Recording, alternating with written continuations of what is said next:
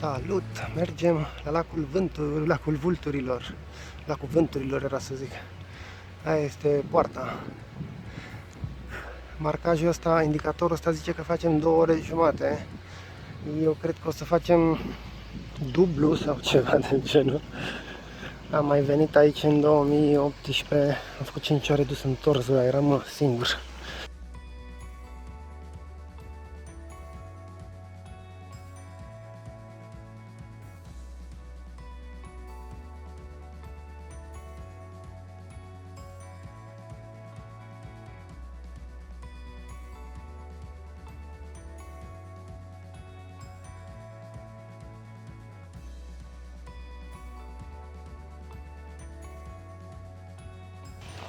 Puțină umbră. Hai de capul meu. Mergem de un sfert de oră și curg apele pe noi. Este foarte cald.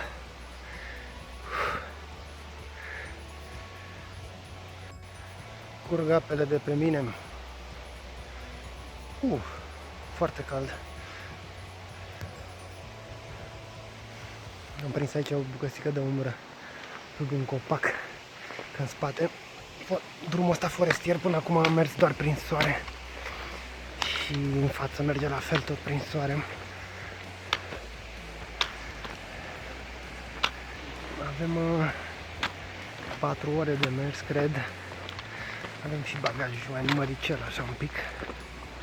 Am luat eu tot cortul și bună parte din mâncare, ca să poată orice prietena mai ușor. Eu duc un rucsac mai mare, nu-i problema.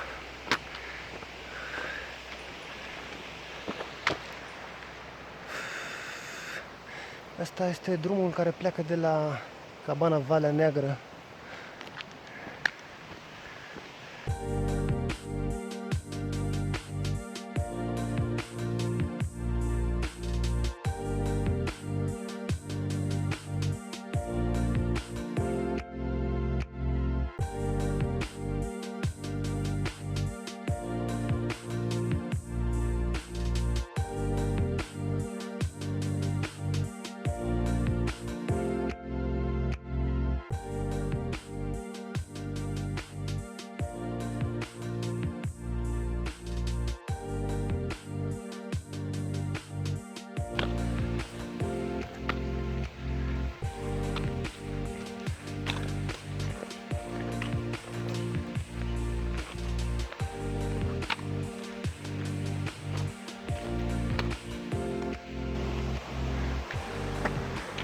Săgeata, da? La dreapta. Cum ziceam, mai în spate apar niște bifurcații, deși în spate era evident că nu o luați pe drumul din stânga, la Cobora. Aici, dacă nu ești atent și mergi, te ții de vorbă și așa, o să ții drumul din greșeală, în loc să remarci că poteca face brusc dreapta aici și părăsește drumul. Așa că atenție la marcaje.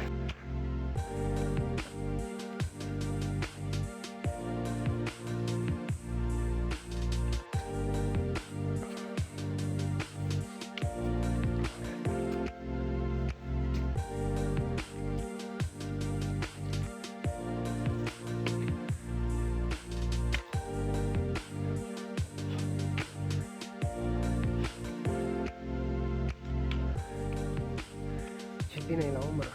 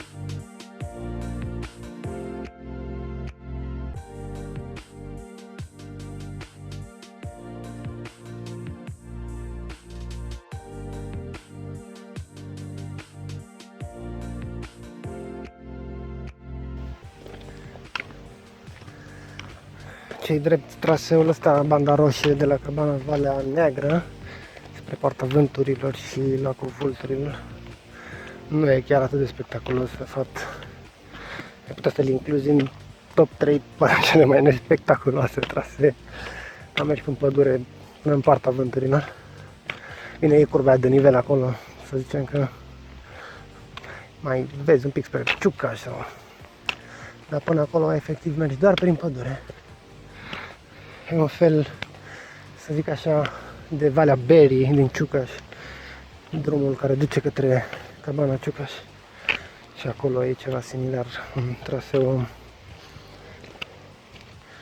foarte plăcut. Bine, îți place și prin pădure, dar parcă e mai fain când e traseu diversificat și nu mergi 3 ore mai prin pădure. Dar nu, dacă vrei să ajungi sus pe munte, trebuie să treci în pădure.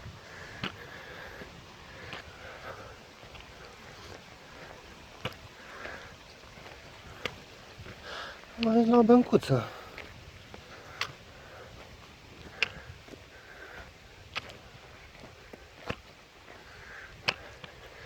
Băncuța asta e cam la 40 de minute, o oră de la cabana de jos. E numai bună de un prim popas. Bine, noi am oprit un pic mai jos, dar poate stăm și aici 2 minuțele. Și izvor, foarte bine. Aici trebuie să fiți atenți la indicatoare de la băncuță. Este semnul ăsta foarte vizibil care spune spre lac. Și marcajul spre lac pe drumul de aici.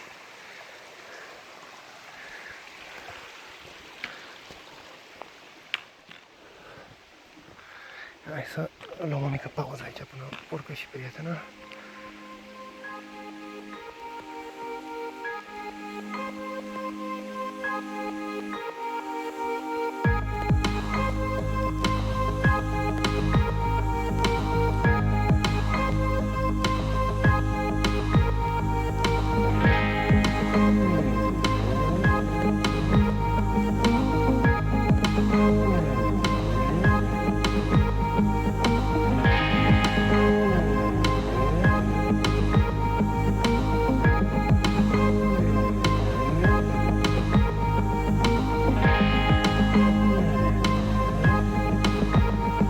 Și mă întreb oare ce este semnul exclamării pe acest copac? Care este pericolul în afară de urs?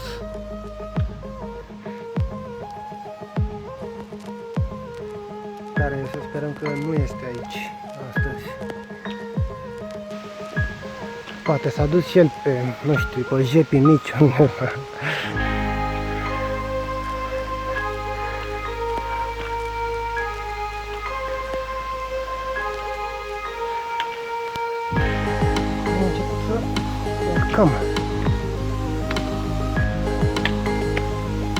Pe drumul ăsta forestier care urcă din ce în ce mai brusc.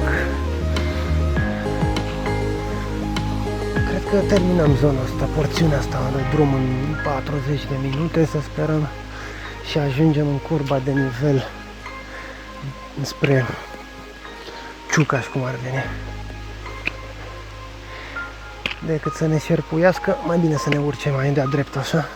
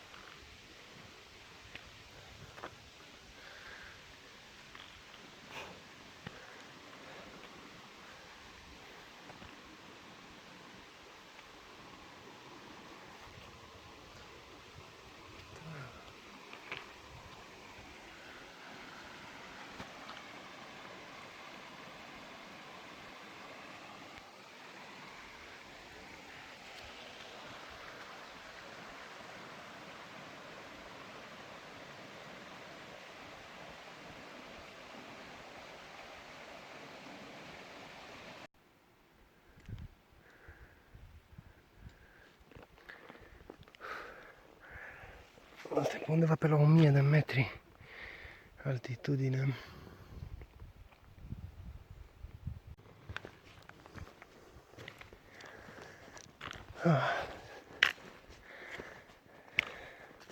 Mergem de 2 ore și un sfert, conform indicatorului de jos de la cabana. Ar fi trebuit să ajungem în Poarta Vânturilor într-un sfert de oră, ceea ce este imposibil acum pentru noi. Nici încă nu am ajuns pe curba de nivel de sub vârful Siriu, Bocârnea, și mai facem și pe porțiunea aia, cred că jumătate de oră, 40 de minute. Nu ne grăbește nimeni, cărăm oricum cortul și sacii de dormit cu noi. De asta ne-am permis să și plecăm mai târziu. Am ajuns la începutul traseului la 12:40. În mod normal nu se pleacă niciodată la ora asta pe traseu, doar pentru că pe noi nu ne încurca cu nimic. Am lungit-o puțin, am dormit mai mult.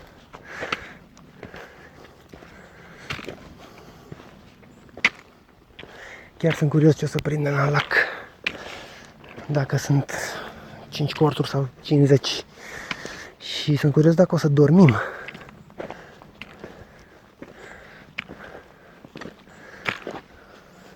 Hai că încă n-am terminat drumul ăsta, credeam că m-am terminat, dar văd că mai are o pantă pentru noi. Așa că îi dăm la del.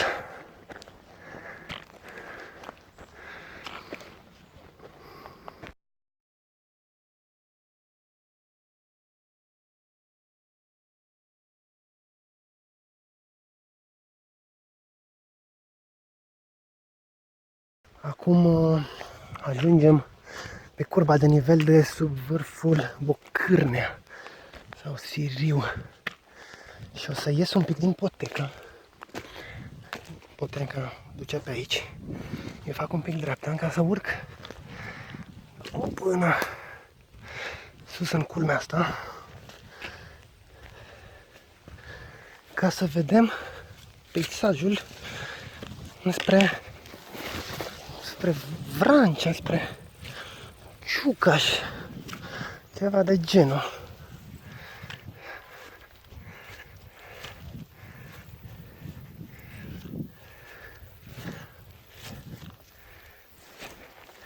Cred că am luat-o și-o în bălării pe aici.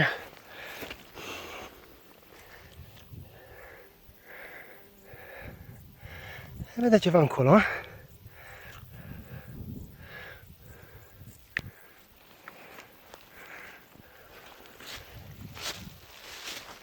Eu am urcat puțin în culme.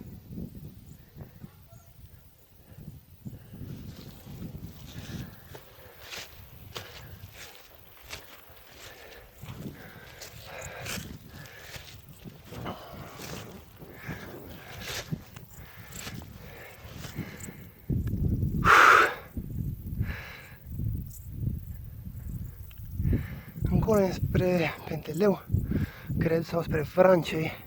Nu sunt sigur dacă ăla e gorul ăla din față, piramida așa. Că parcă Penteleu ar fi un pic mai în dreapta, dar nu sunt sigur.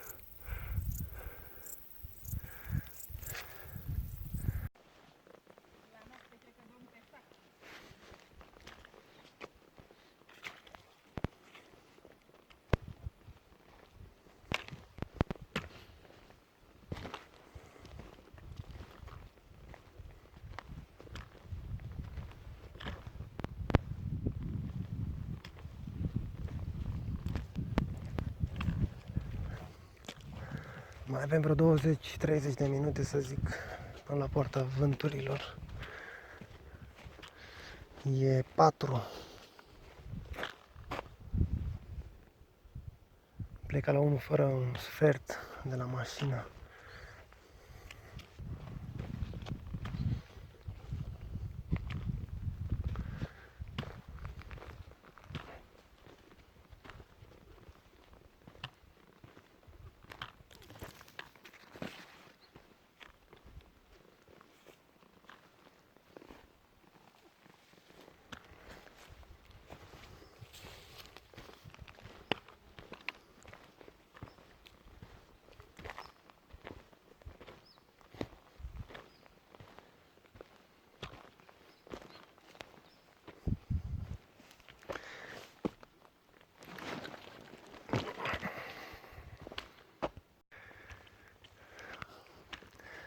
Aproape am terminat cu pădurea.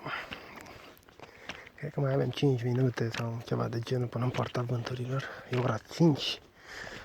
Mergem de 4 ore și un sfert, cu tot cu pauză. A fost mai lung un pic decât mă gândeam de acasă, dar jos când am plecat am zis că facem dublu.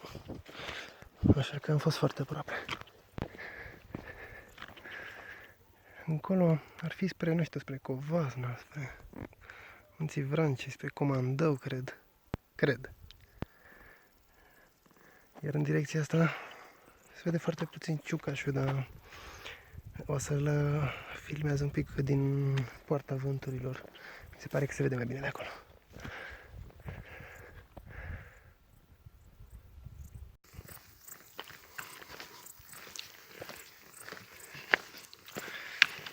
După 4 ore jumate am ajuns la Poarta Vânturilor și ăla este vârful Siriu, Bocârnea.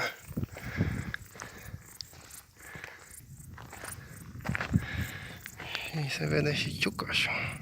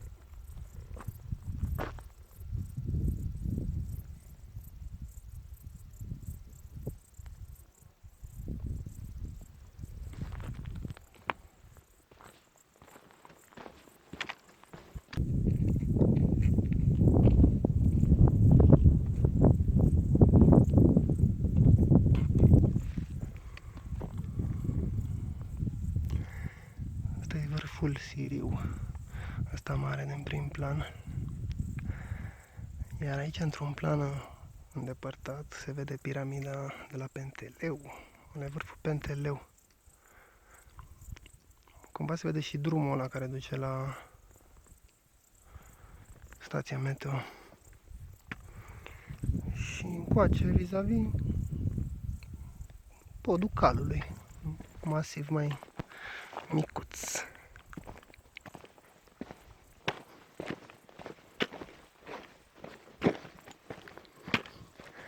Și aici vârful Mălâia.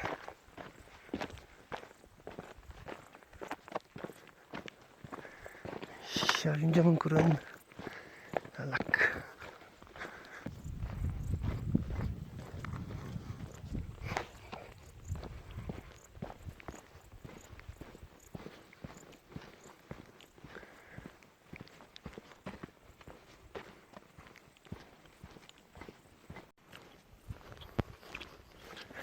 Avem vreo 200 de metri, mai avem 200 de metri liniari, nu altitudine.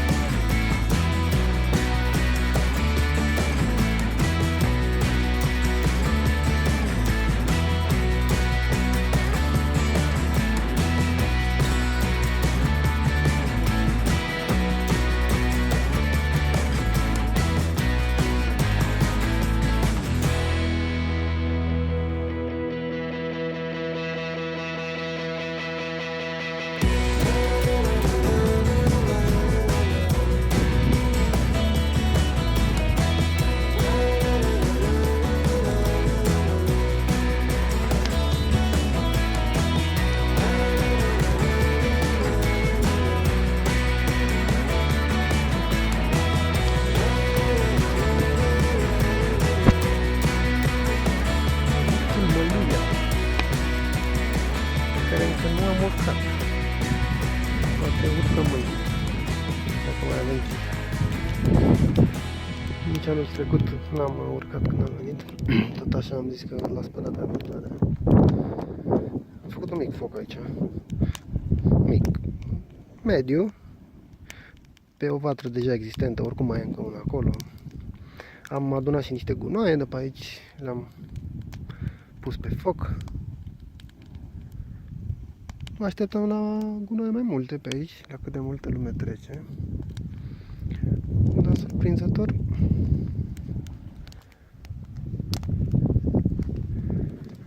nu.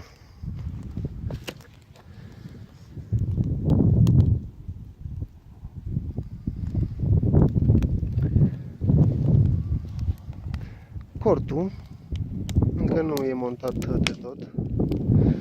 L-am pus lângă cabană.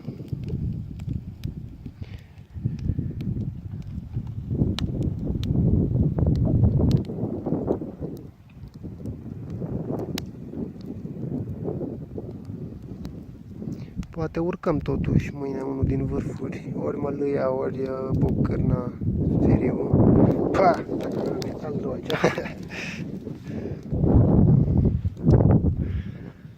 Se vede și luna. Avem răsăritul de lună, 8 seara. Bine, am răsărit mai devreme, de fapt, da.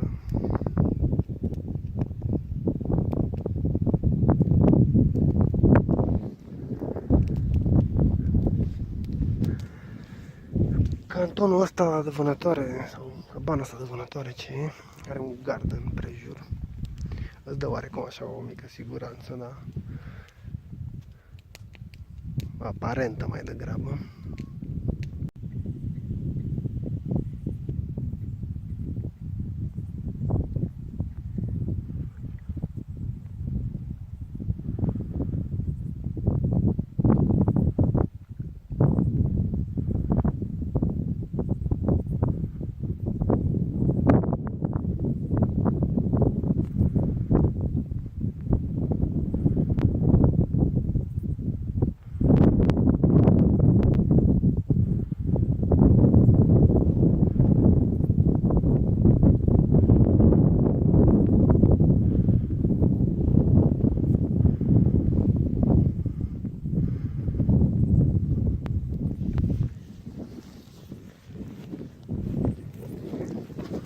Mă duc până la izvor, că nu prea mai avem apă. Este foarte aproape de zona unde am campat, cabana asta de la ocolul silvic. Și ce cadru frumos cu luna și cu culorile alea de apus peste ce-o fi acolo. Nu știu, habar n-am dacă e Văneț, Monteorum, nu sunt sigur. Dacă știe cineva ce munți sunt ăștia din față care se văd, ar fi în direcția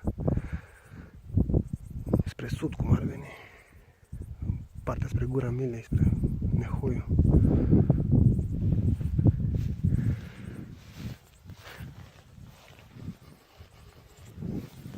Este o potecuță pe aici.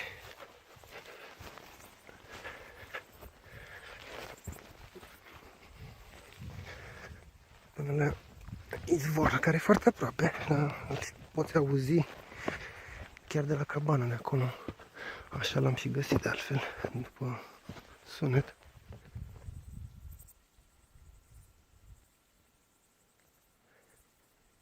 Se aude. Nu știu dacă se aude și pe filmare. Ia fi atent acum ce spectacol se vede.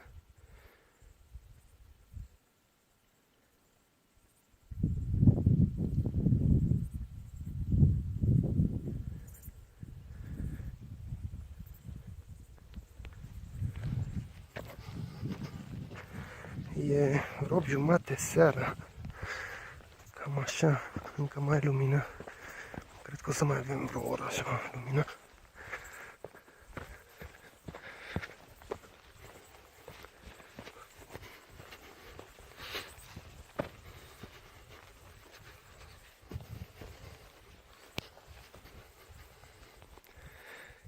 Se reflectă luna în lac.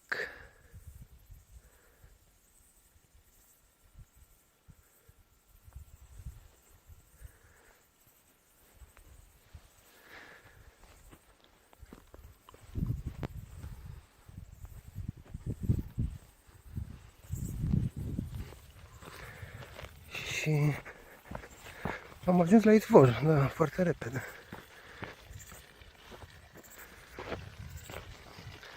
E pe niște boschezi pe aici, zmeurici și încă nu știu ce. Sunt niște zmeure pe aici, dar nefăcute. Și o pungă de pe Iangan.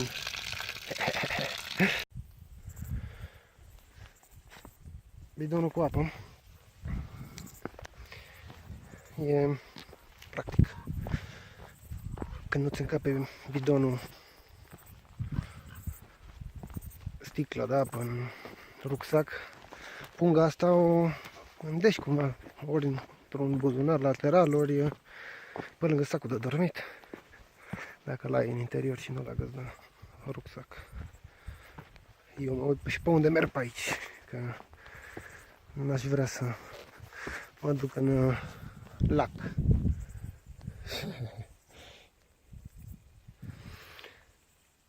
Da, a fost o drumeție destul de scurtă, am plecat și târziu, dar am făcut ceva, am făcut vreo 5 ore aproape până la lac de jos, de la cabana Valea Neagră, ceea ce a fost cam mult.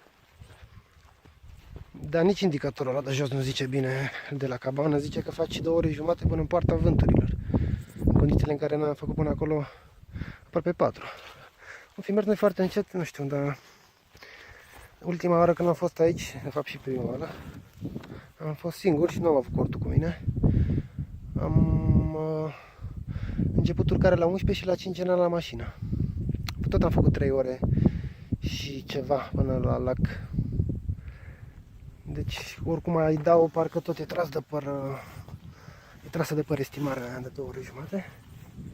Probabil cineva face 2 ore jumate, poate chiar și mai puțin.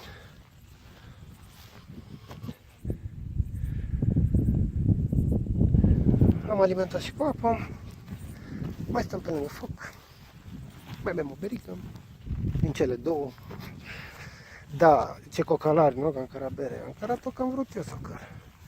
Pe lângă ce am nevoie să fiu ok pe munte, am vrut eu o bere seara.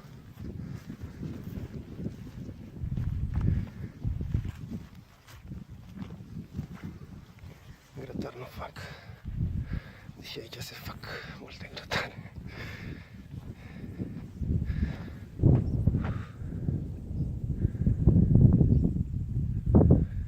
Frumos.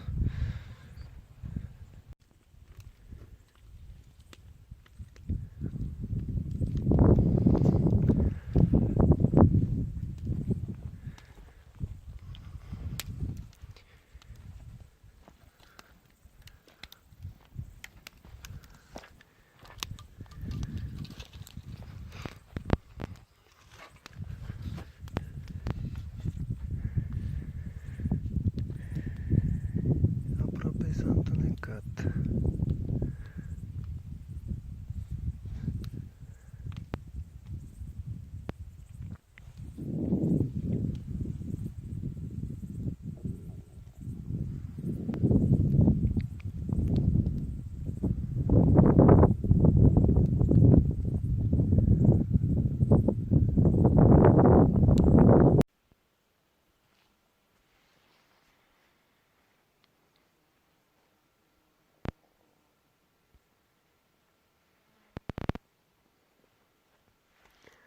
Bună dimineața!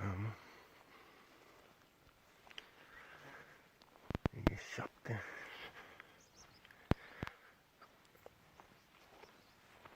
Gata, somnul. O să mă duc după mâncare să aduc mâncare de unde am ascuns-o. Și poate mai vedem și altceva pe aici.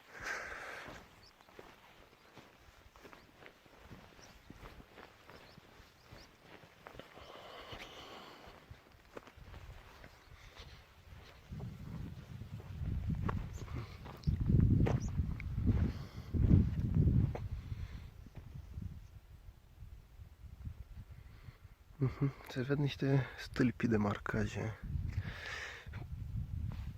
Cred că este traseul care vine de la Gura Milea, cred. Încolo undeva.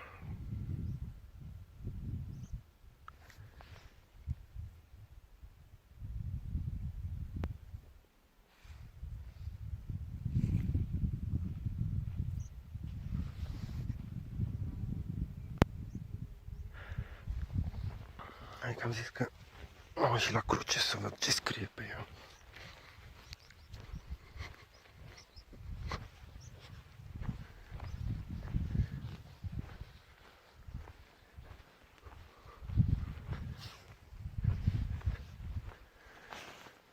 În memoria eroilor căzuți pe aceste meleaguri, 1918-2018. Direcția Silvică Buzău, Ocolul Silvic. Am citit eu ce scrie acolo. Da, pentru eroi din primul război mondial. Dar chiar nu mi-aduc aminte să fi fost anul trecut aici. Și la cum are socul ăsta aici pare, chiar pare de curând.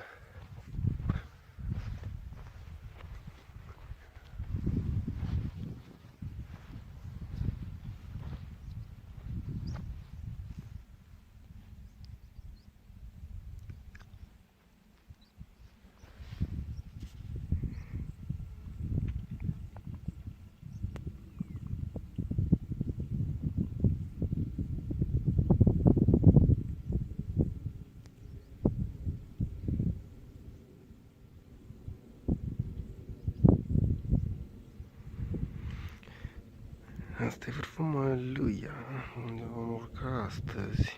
Așa am vorbit.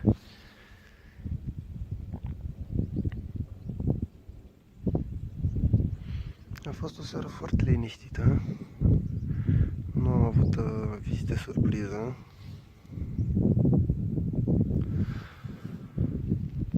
Acum pe dimineață niște corbi, cred. Când dădeau târcoale pe la corți și m-au trezit de tot. Dar să mă tot viziteze corbii așa la cort decât urși.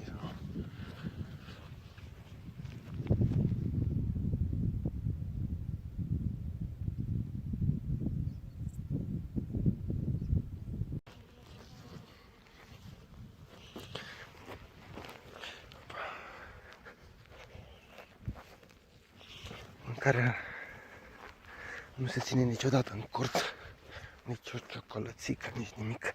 De obicei o agăți într-un copac la minim 50 de metri de cort. Adică aici nu prea am copaci, așa că am făcut o improvizație și le-am pus efectiv pe jos, pe niște pietre.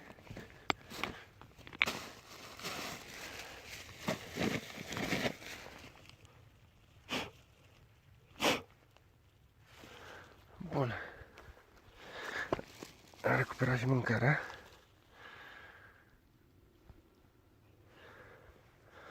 Mă duc să o duc.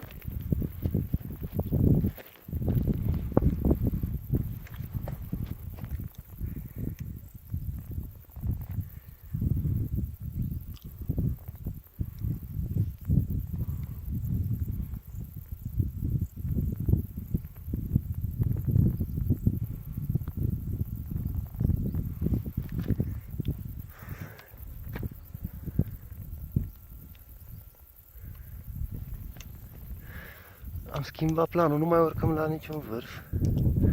Mergem să culegem niște afine.